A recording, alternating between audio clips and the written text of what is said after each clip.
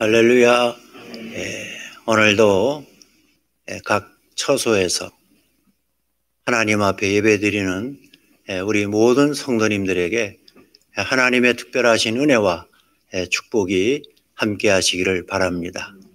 오늘의 우리의 상황은 마치 그 남쪽의 유다 왕국이 망하고 많은 사람들이 바벨론에 포로로 잡혀가서 그들이 예루살렘 성전을 그리워하며 예배했던 것처럼 오늘 전 나라가 코로나의 포로가 돼가지고 주회전에 나와 예배 드려야 되는데도 불구하고 코로나 때문에 나오지 못하고 마음은 성전에 와 있지만 각 처소에서 예배를 드리는 우리 성도님들에게 다니엘이 마치 자기 집에서 예루살렘을 향한 창문을 열어놓고 기도했던 것처럼 오늘도 각 처소에서 예배드리는 우리 모든 성도들에게 성령께서 임재하시고 말씀해 주시고 깨닫게 해 주시고 축복해 주실 줄로 믿습니다.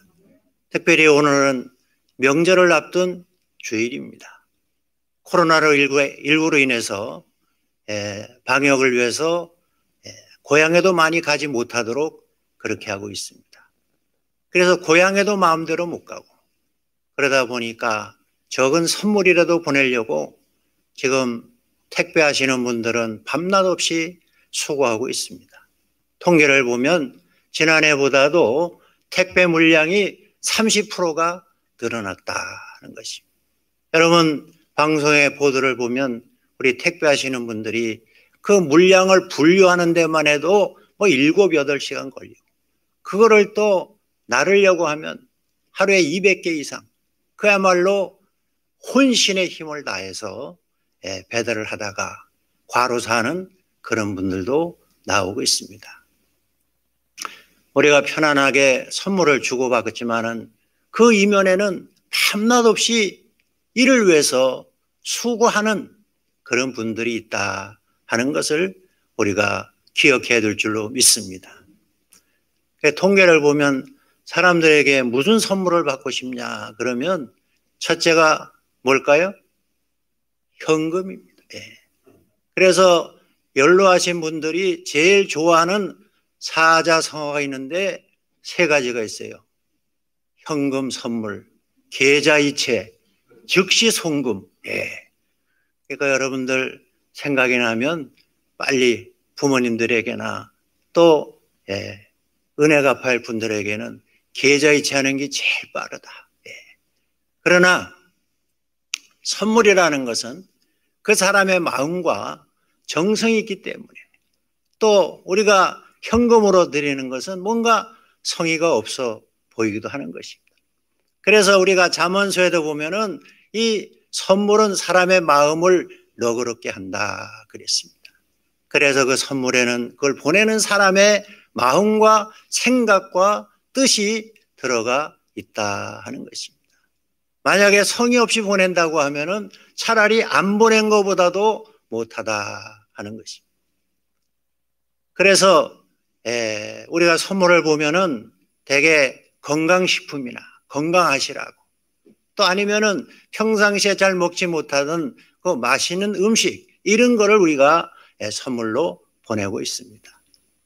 그렇다면 하나님께서는 우리에게 어떤 선물을 주시기를 원하실까? 미국의 16대 대통령이고 노예 해방을 단행했던 에브라함 링컨은 어려운 가정에서 태어나서 힘들게 살았습니다.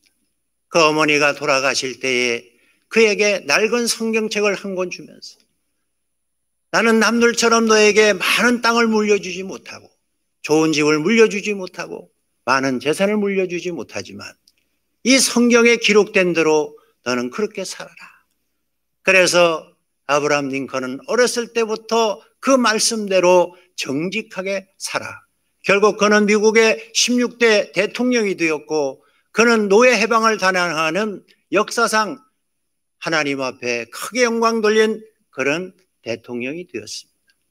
그 에브라함 링컨이 말하기를 하나님께서 인간에게 주신 최상의 선물이 무엇이냐? 그것이 바로 성경이라 그랬습니다. 그 이유는 이 성경 속에 모든 좋은 것이, 모든 보화가 다 들어있기 때문이라. 여러분, 우리나라가 이렇게 복을 받는 비결이 무엇이겠습니까? 지난 한 세기 동안 외적의 침략으로 침탈을 당하고 식민지가 되고 6.25 동란을 겪으면서 동족 상쟁에 피비린내 나는 전쟁을 겪으면서 우리 전 국토가 초토화되고 잿더미가 됐지만 그 가운데서도 우리는 하나님을 믿음으로, 그리고 새벽마다 하나님 앞에 나와 기도하고, 그리고 이 하나님 말씀을 듣기 위해서 부흥회를 하면 보따리 싸들고 이웃교회를 찾아다니면서 우리 믿음의 선배들이 하나님 앞에 말씀을 구하고 은혜를 구하고 하나님 앞에 간구할 때 하나님께서 우리의 모든 기도를 들어주시고 오늘 대한민국을 세계에서 잘 사는 그런 나라로 만들어 주셨고 전 세계가 부러워하고 닮아가기를 원하는 그런 우리 대한민국이 된 것을 믿으시기를 바랍니다. 예수님께서 마태복음 11장 28절에 말씀하시기를 수고하고 무거운 짐진 자들아 다 내게로 오라. 내가 너희를 쉬게 해주겠다. 나는 마음이 온유하고 겸손하니 너희는 내 멍에를 메고 내게 배우라. 그리하면 너희 마음이 쉼을 얻으리니 내 짐은 가볍고 내 짐은 쉽고 내 멍에는 쉽고 내 짐은 가벼움이라 그랬습니다. 오늘 우리 주에는 수고하고 무거운 짐 지고 고생하고 수고하는 분들이 너무나 많이 있습니다. 그분들은 주님 앞에 나오면 주님이 그분들에게 쉼을 주실 것이고 그분이 여러분에게 이 땅에서 최상의 선물 하나님의 말씀 예수 그리스도 복음을 우리에게 주실 줄로 믿습니다. 오늘 제가 여러분과 은혜를 나누려고 하는 말씀은 바로 요한복음 1장의 말씀입니다. 여러분이 아는 것처럼 복음서에는 4복음서가 있는데 마태, 마가, 누가, 요한복음 4복음서가 있습니다. 이 4복음서는 예수님의 생애를 기록하고 있지만 그 저자에 따라 입장이 다르고 성격이 다르고 사상이 다릅니다.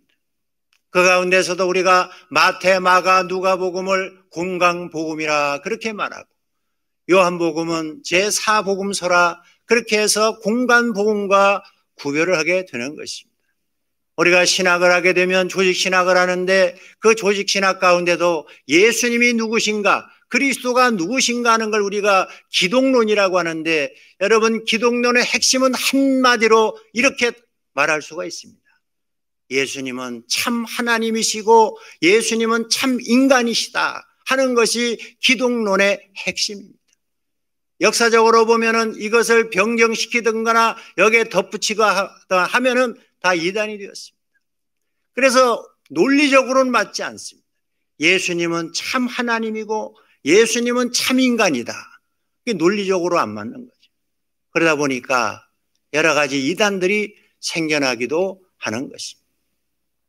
그러나 예수님이 참 하나님이시고 예수님이 참 인간이시기 때문에 예수님은 우리의 중보자가 될 수 있는 것입니다. 그래서 우리를 대신해서 인간의 몸을 입으시고 우리를 대신해서 죄값을 치르시고 십자가에 피 흘려 돌아가시면서 하나님의 속죄물이 되었고 그리고 하나님이신 예수님께서 우리의 모든 죄값을 사해 주시고 하나님의 능력으로 부활하셔서 하나님 보좌 우편에 앉아 계시는 것입니다. 그래서 공간복음은 예수님의 생애를 다룰 때 예수님의 출생에 대해서 먼저 기록하고 있습니다. 그래서 예수님의 인성을 더 강조한다고 볼 수가 있습니다. 그러나 사도 요한, 예수님의 제자였던 사도 요한이 기록한 요한복음을 보면은 요한복음에는 처음부터 예수님은 하나님이시다 하는 것을 강조하고 있습니다. 그래서 예수님의 신성을 강조하고 있다는 것이죠. 그래서 오늘 요한복음 1장 1절에 보면 태초에 말씀이 계시니라. 이 말씀이 하나님과 함께 계셨고 이 말씀이 곧 하나님이시니라 그랬습니다. 그 말씀이 육신을 입고 이 땅에 오신 분이 바로 예수님이라는 것입니다. 그러니까 말씀은 하나님이고 말씀은 예수님이니까 3단 논법에 의하면 바로 예수님은 하나님이시다 하는 그런 증거를 하고 있는 것입니다. 특별히 요한복음은 당시 전 지역에 흩어져 있던 유대인들과 또 헬라 문화에 젖어 있는 사람들에게 예수님이 어떤 분인가를 증거하기 위해서 기록한 복음서라고 말할 수가 있습니다. 그래서 다분히 보면 좀 철학적인 면도 있지만, 그러나 우리가 요한복음 1장을 자세히 읽어보면 예수님이 어떤 분인가를 사도 요한은 잘 표현해 놓은 것을 우리가 볼 수가 있습니다. 바로 예수님은 말씀이시고 예수님은 하나님이시라는 것입니다.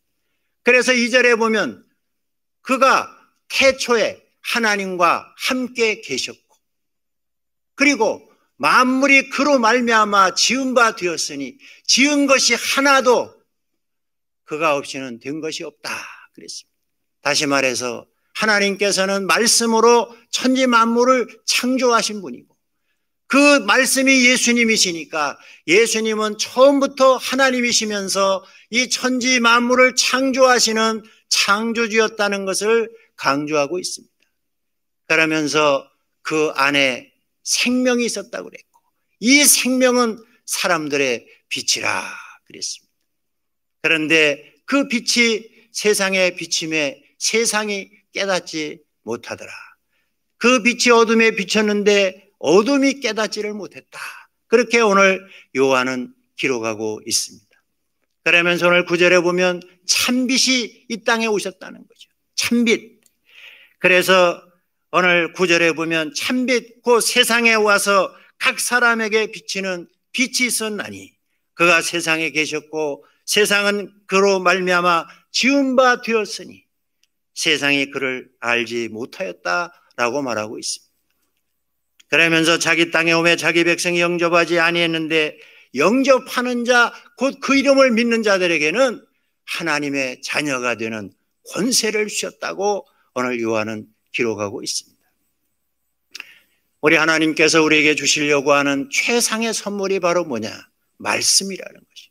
그 말씀이 누굽니까?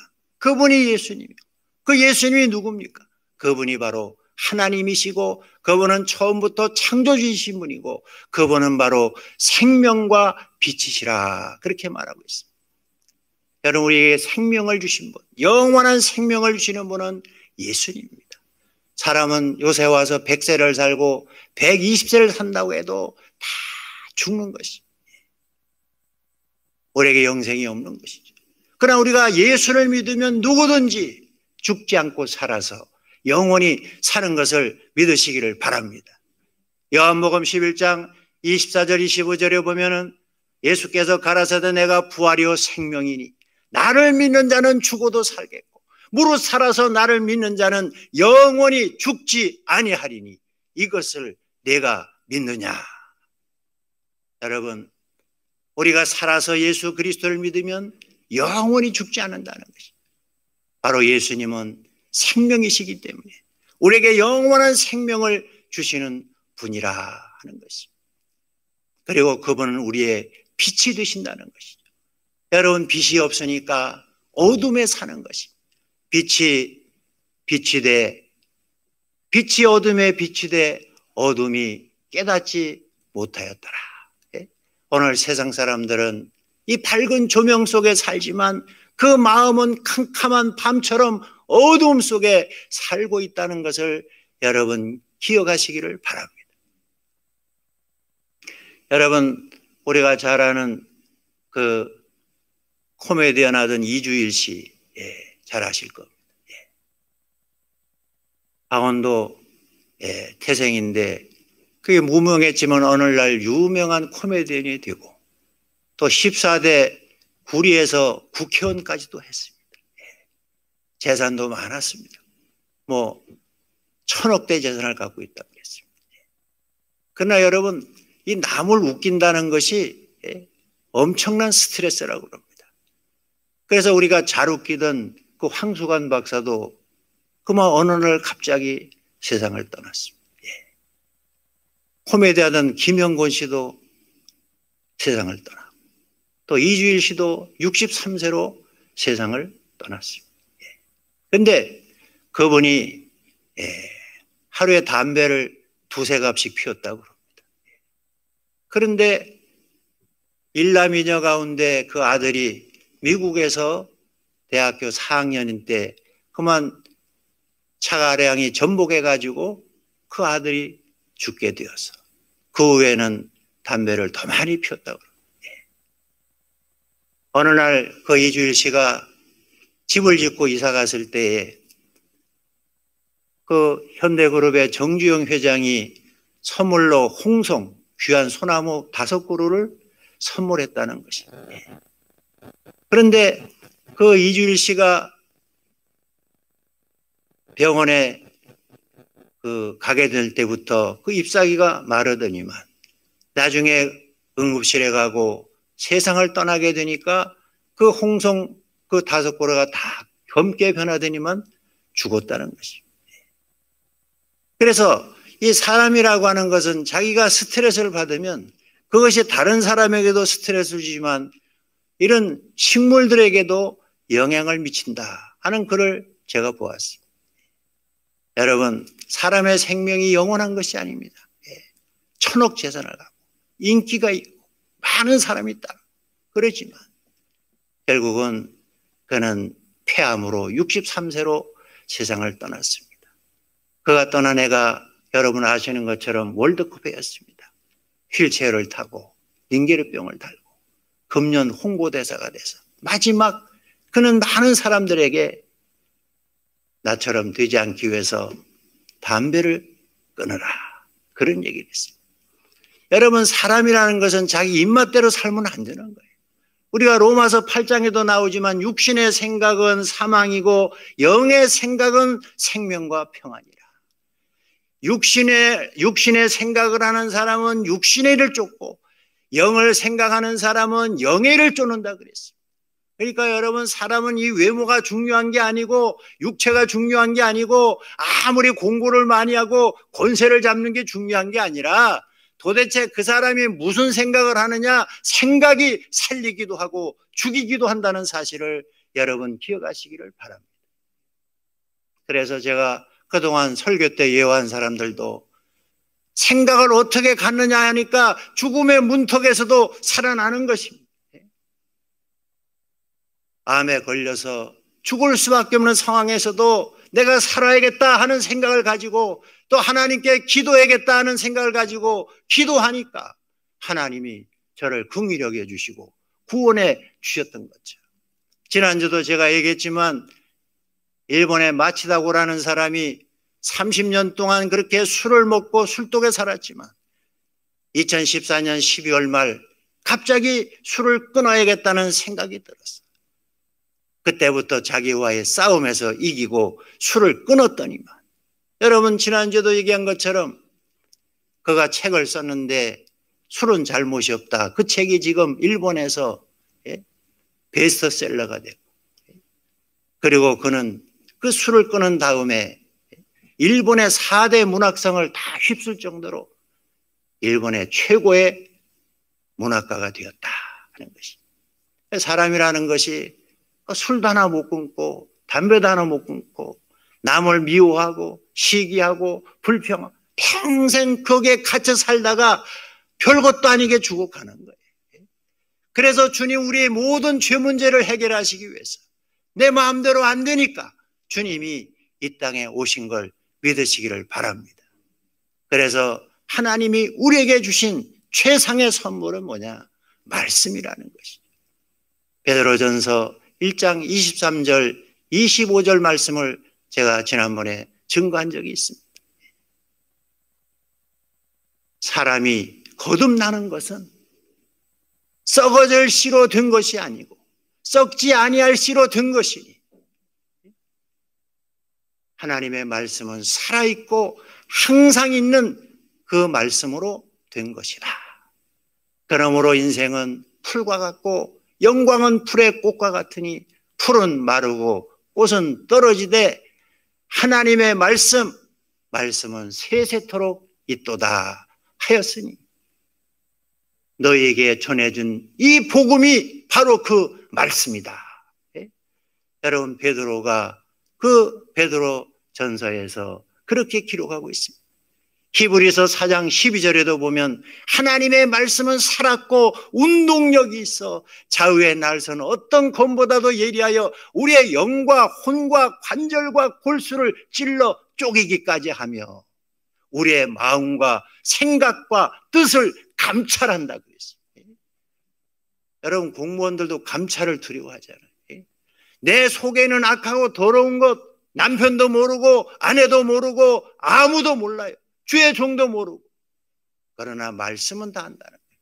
말씀은 마치 엑스선처럼, MRI처럼 아주 머리부터 발끝까지 내 모든 죄악을 다 보고 계시는 거예요. 이거는 힘으로도 능으로도 지식으로도 돈으로도 해결할 수가 없어요.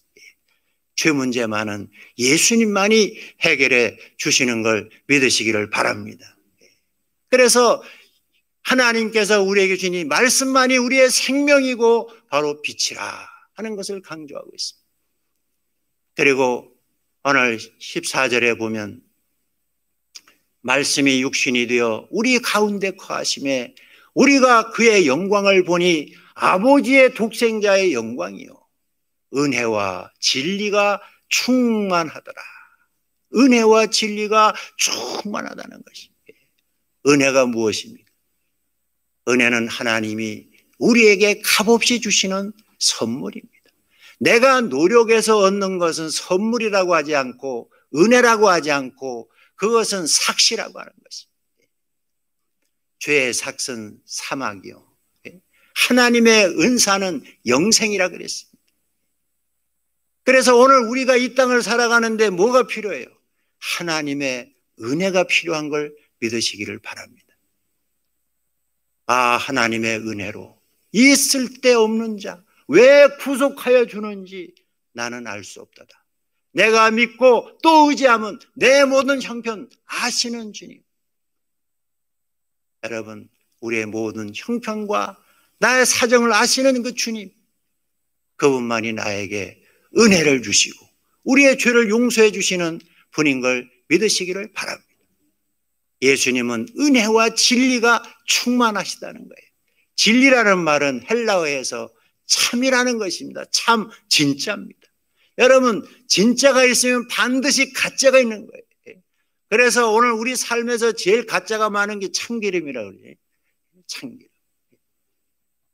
그래서 참기름인데 거기다가 순참기름, 진짜 참기름 이래도 다 가짜라는 거예요. 꿀, 너무 가짜가. 예수님은 진짜입니다. 그러니까 여러분, 예수님을 따르면 속을 이유가 없는 거예요. 요새도 라인 펀드지 뭔지 이래가지고 돈 좀 이자 좀 더 많이 늘리려고 거기다가 돈을 넣었다가 날리는 분들이 많고요. 뭐 다단계 이런데 그 돈 맡기면은 뭐 12% 보장해준다. 여러분, 그런 보험사 설계사한테 속아가지고 여러분 지금 돈 날린 사람도 많다고 방송에 나오잖아요. 여러분 인생은 잠깐이고 짧습니다. 거짓에 속지 말고 우리가 참이신 진짜이신 예수님을 믿어야 될 줄로 믿습니다. 인생은 풀과 같고 영광은 풀의 꽃과 같으니 풀은 마르고 꽃은 떨어지되 하나님의 말씀은 세세토록 있도다. 여러분, 우리가 무엇을 믿어야겠습니까? 그래서 제가 얘기한 것처럼 이 말씀 한 구절이 그 사람을 살리는 거예요. 그 말씀이 우리에게 영의 생각을 주는 거예요. 우리가 하나님 앞에 이런 최상의 선물, 말씀, 예수 그리스도, 이 복음을 어떻게 우리가 선물로 받을 수 있나? 그 자격이 무엇인가? 여러분, 걱정할 필요 없습니다. 만약에 돈이 수백억 돼야 그 선물 받을 수 있다면 저나 여러분은 포기해야 돼요. 100m를 13초 안에 뛰어야 된다고 하면 우리는 그 선물 받을 자격이 없어요. 선착순 1등만 준다고 해도 안 돼요. 그런데 오늘 12절에 보면 영접하는 자 곧 그 이름을 믿는 자들에게는 하나님의 자녀가 되는 권세를 주셨으니, 여러분 누구든지 예수님을 영접하고 말씀을 영접하고 복음을 영접하고 그것을 믿기만 하면 누구든지 하나님의 자녀가 되는 권세를 가지게 된다는 것이에요.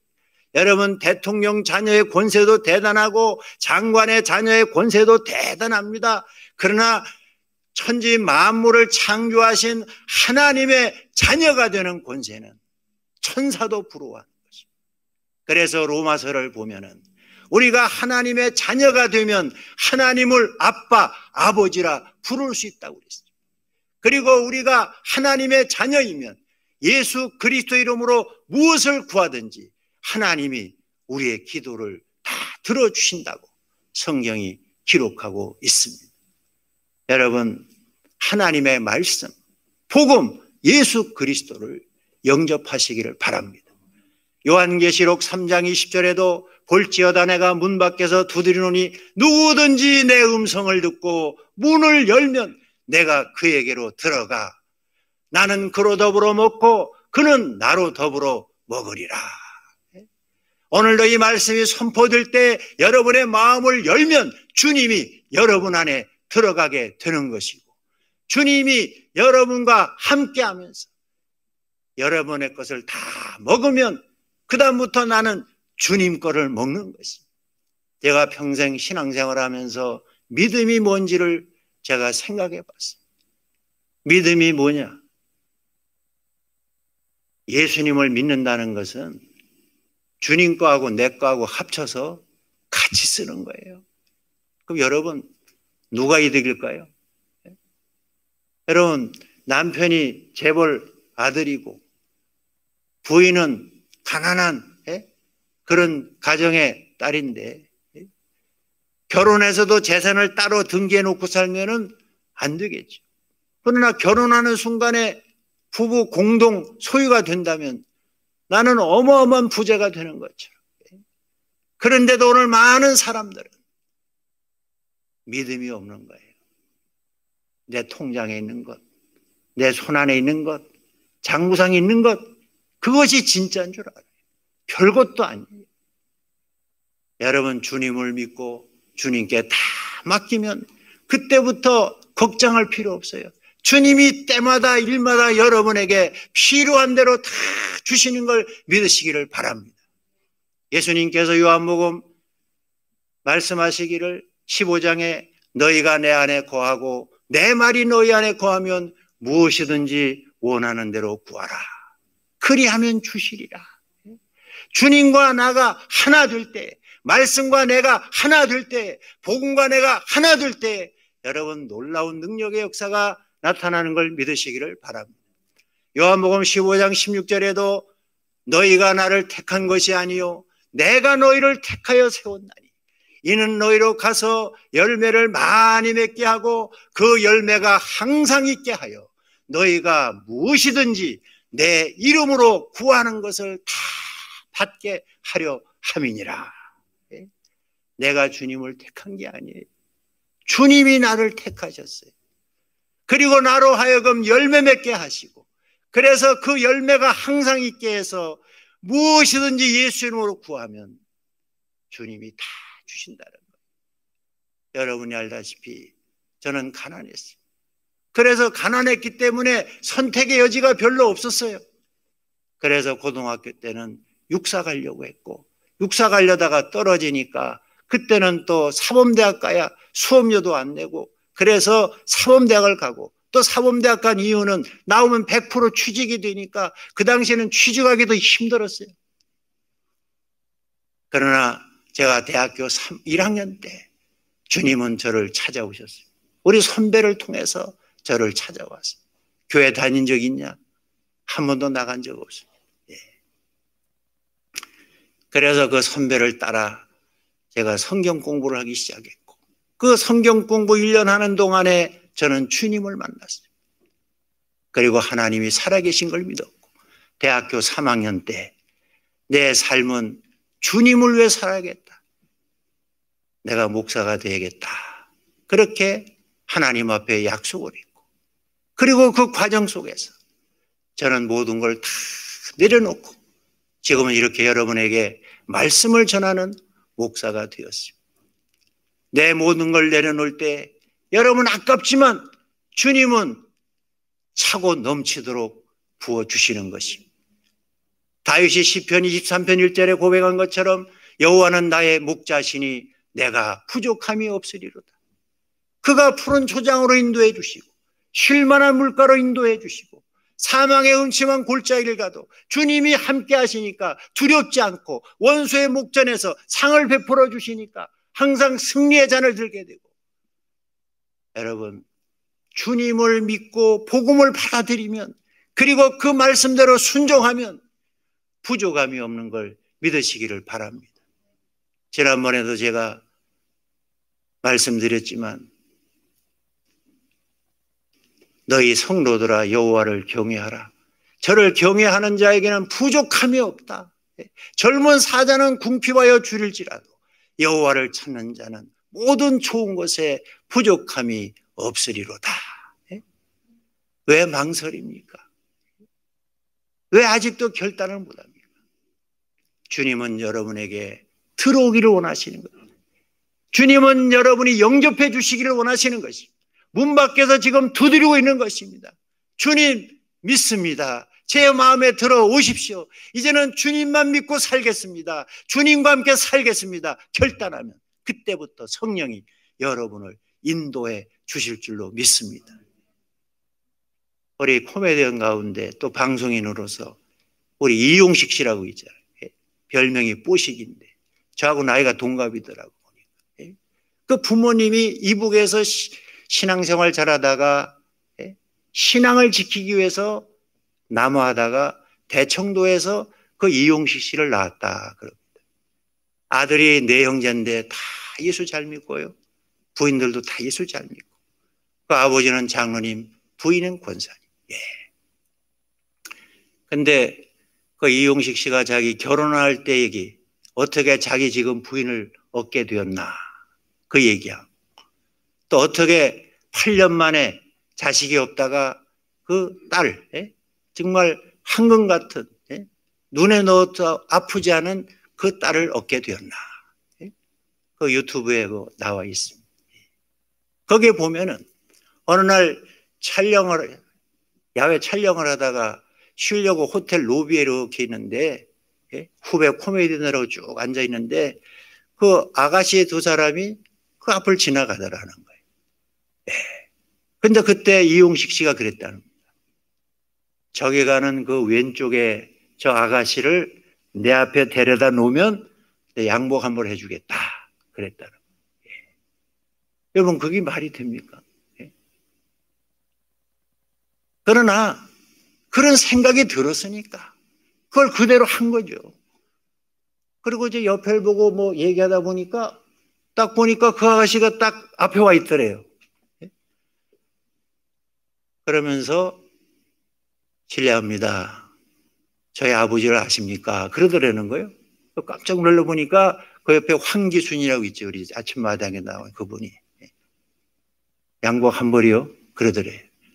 그러니까 이게 그 말이 떨어지지 무섭게 그 황기순 씨가 달려가 가지고 잠깐 보자 그러고 저기 있는 그 이용식 씨가 당신 아버지를 안다고 하는데 당신한테 물어볼 게 있다고 하니까 한번 가자고. 꼭 온 거예요. 그래서 황기순 씨는 양복 한 벌을 얻었을 것이고, 그러니까 이제 눈치를 채고, 내가 보니까 여태까지 본 여자 중에 당신이 제일 아름답기 때문에 커피 한 잔 대접하려고 부른 거다. 그렇게 얘기했다는 거예요. 그것이 인연이 돼서 결국은 결혼을 했다는 거예요. 여러분, 우리가 순간 속에 스치는 생각, 그 생각 속에도 하나님의 뜻이 있는 것이고, 그래서 거기에 순종하면 여러분 신기하고 놀라운 일이 생기는 거예요. 그런데 그렇게 결혼했는데 1년, 2년, 3년, 4년, 5년, 7년 가도 애가 없는 거예요. 근데 그 신혼여행 갈 때 그 얘기가 거기 나오는데 보면은 그 자기 부인은 완전히 불교 집안, 아주 독실한 불교 집안인데 신혼여행 가려고 떠나려고 하니까 그 형님이 셋이니까 동서가 셋이는데 그 신혼여행 갔다 언제 와? 동생 그랬더니만 주일날 오후에 온다고 그러더래요. 그러니까 그 동서 하나가 토요일날 하루 땡겨오면 좋을 텐데 그러면 우리 온 가족이 다 나가 예배 드리면 시어머니도 좋아하고 다 좋아할 텐데 그랬다는 거예요. 근데 여러분 사람이 복을 받으려면 그런 것 같아요. 보통 사람 같으면은 뭐 그런다고 나가겠어요? 그렇지만 이용식 씨한테 찾아와 가지고 신혼여행 날짜를 하루 땡기자고 그러더래요. 더 늘리자는 것도 아니고. 그래서 주일날 온 가족이 양평동에 있는 그 당산교회 부모님, 그 다음에 내 아들, 내 그 며느리 다 나가서 예배를 드렸다는 거죠. 그렇게 예배를 나갔어요. 근데 어느 날 7년 저 평창동에 우리 교회를 나가는데 여러분 아실 거예요. 그 최민수 씨 어머니가 되고 최무룡 씨 부인 되는 그 강효실 권사님이 아주 믿음이 좋은데 이용식 씨 부인을 보고 애 낳았어? 그러니까 아니요. 그 새벽기도 해봤어? 그러니까 아니요. 자기가 새벽기도 알겠나? 그러면서 애 낳고 싶으면 내일 새벽 5시 교회로 나와 그랬다는 거예요. 그러니까 그 말을 듣고 이용식 부인이 남편한테 얘기도 안 하고 새벽에 교회를 나간 거예요. 또 강효실 권사님은 강남에 사는데 자기가 한 얘기가 있으니까 확인하려고 평창동까지 새벽기도 나온 거예요. 그때부터 그 나중에 보니까 이 새벽에 강례상이 젖도록 하나님 앞에 눈물로 기도해서 결국은 결혼 8년 만에 딸을 여러분 얻었다 하는 그런 간증입니다. 알고 보니까 그 시어머니와 그 본인이 하나님 앞에 기도하니까 하나님이 그런 은혜를 베풀어 주셨다 하는 것이죠. 여러분 우리가 힘으로 안 되는 것, 내 노력으로 안 되는 것, 능력으로 안 되는 것, 여러분 천지 만물을 창조하신 하나님의 말씀은 능력 있고 힘이 있기 때문에 그 말씀을 붙들고 기도하면 그대로 이루어질 줄로 믿습니다. 사랑하는 성도 여러분들, 이 추석에 어떤 선물을 받을까, 어떤 선물을 선물할까 고민하시는 분들, 여러분 하나님 말씀이 최상의 선물인 걸 믿으시기를 바랍니다. 여러분 나만 그 말씀을 받아 구원받고 나만 은혜 받고 나만 축복받을 것이 아니라 여러분 이제 이 말씀을 우리가 이 택배 기사들처럼 밤낮 없이 전달해야 될 줄로 믿습니다. 여러분 이 세상에서 최고의 선물을 우리가 그냥 가지고 있다면 말이 되겠습니까? 하나님의 말씀, 여러분 하나님이 우리에게 주신 최상의 선물입니다. 그래서 그동안 우리가 온라인 예배 드리면서 지금 여러 가지 말씀을 제가 드렸습니다. 시험 당하는 분들, 그분들에게는 시험을 당하거든 기쁘게 여기라. 그 설교도 다 요약돼 있어요. 다 돼 있어요. 그거 보내면 돼요. 제가 이 온라인 예배를 통해 깨달은 게 무엇인가? 우리가 3월 전도의 달을 맞이해서 전도지만을 다 준비했어요. 그러나 3월 첫 주부터 코로나 때문에 우리가 예배를 제대로 못 드리고 있습니다. 제가 깨달은 것은 여러분 한 사람 교회 예배 참석이 얼마나 힘들어요. 선물 주고 돈도 많이 들어요. 근데 지금은 온라인 시대이기 때문에 우리 예배나 제 설교를 그냥 카톡이나 이런 데면 100명한테도 한 번에 보낼 수 있어요. 이것만큼 전도하기 좋은 게 어딨나. 여러분 우리가 최상의 선물인 말씀을 받았으니까, 그리고 내가 은혜 받은 이 말씀을 여러분 전해야 될 줄로 믿습니다. 추석을 맞이해서 30% 물동량이 많아서 밤낮 가리지 않고 이 선물을 전달하고 애쓰는 우리 택배 기사님들을 보면서 오늘 우리들도 하나님께로부터 이 귀한 선물을 받았는데 내가 가지고만 있으면 되겠냐 이 말이에요.